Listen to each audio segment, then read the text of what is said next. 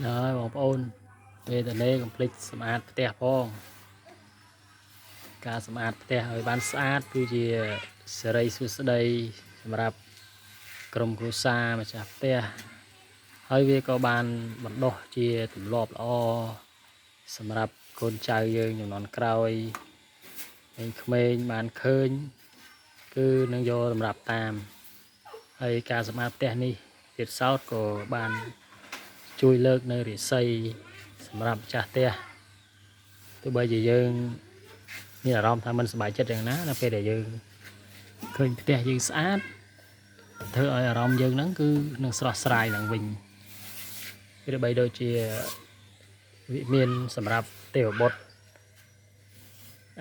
ឋានមួយលោកយើងវិញគឺ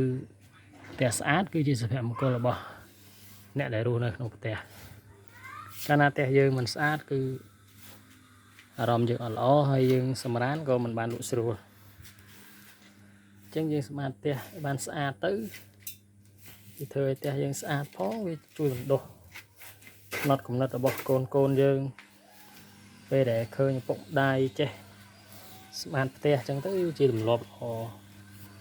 សម្រាប់ពួកគាត់អញ្ចឹងវីដេអូនេះមានតែប៉ុណ្្នឹងទេបើគិតថាល្អសូមជួយចែករំលែកទុកជាគំរូល្អដល់ក្មេងៗកូនចៅជំនាន់ក្រោយយើងឲ្យបណ្ដុះផ្នត់គំនិតក្នុងការសម្អាតផ្ទះឲ្យបានស្អាតនិងសូមអរគុណពុកម៉ែបងប្អូន